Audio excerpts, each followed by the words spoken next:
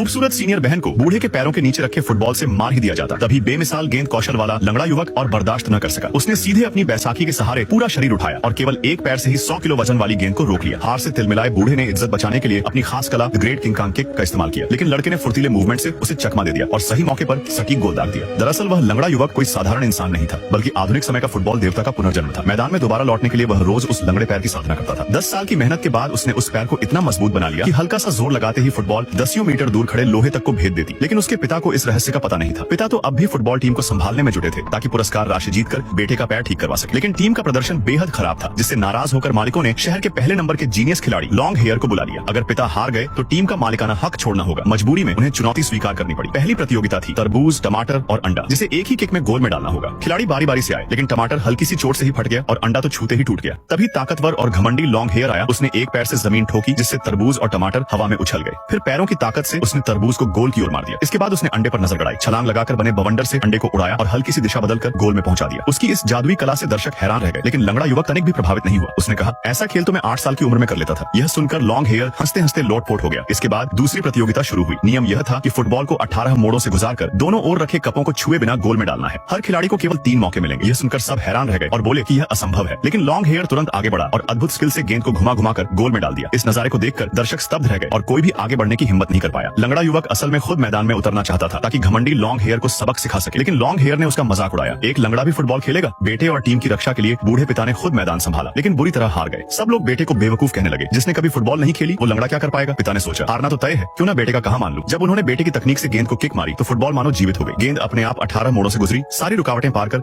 धीरे धीरे गोल में दाखिल हो गई। यह देखकर लॉन्ग हेयर और दर्शक दंग रह गए। सबको यकीन ही नहीं हुआ कि बूढ़ा खिलाड़ी भी फुटबॉल जीनियस जैसा हुनर दिखा सकता है। हार से बौखलाए लॉन्ग हेयर ने तीसरी प्रतियोगिता में इज्जत वापस पाने का फैसला किया। यह मुकाबला मेहंदी के खंभों पर होना था। लंगड़ा युवक एक बार फिर खेलने की जिद करने लगा, मगर पिता ने रोक दिया। लॉन्ग हेयर दोनों पैरों से छलांग लगाकर खंभों पर चढ़ गया और वहीं से पिता को चुनौती देने लगा। खिलाड़ी घबराकर पिता को हार मानने की सलाह देने लगे, क्योंकि ऊपर से गिरने पर गहरी चोट लग सकती थी। लेकिन लॉन्ग हेयर फुटबॉल लेकर पिता पर टूट पड़ा और अपनी बेहतरीन ड्रिबलिंग स्किल से उन्हें नीचे गिरा दिया। पिता खून उगलते हुए भी दोबारा उठने की कोशिश करने लगे। यह देखकर लंगड़ा युवक और बर्दाश्त न कर सका। उसने ठान लिया कि अब वह खुद मेहंदी के खंभों पर चढ़कर इस अपमान का बदला लेगा। लॉन्ग हेयर ने उसे हंसी में उड़ा दिया। एक लंगड़ा भला क्या कर लेगा? पर अगले ही पल लंगड़े ने एक पैर से खंभे पर छलांग लगाई। लॉन्ग हेयर उस पर टूट पड़ा। उसने अपनी सबसे ताकतवर किक थंडरबोल्ट 10,000 फोर्स लेग का इस्तेमाल किया, पर लंगड़ा सिर्फ मुस्कुराया और उड़ के तेज आती हुई फुटबॉल को लात मारकर आग का गोला बना दिया। लॉन्ग लेग ऐसे चौंका मानो मौत देख ली हो। फुटबॉल उसकी छाती पर लगी और वो भी फुटबॉल के साथ गोल पोस्ट के सीधा बाहर पहुंच गया।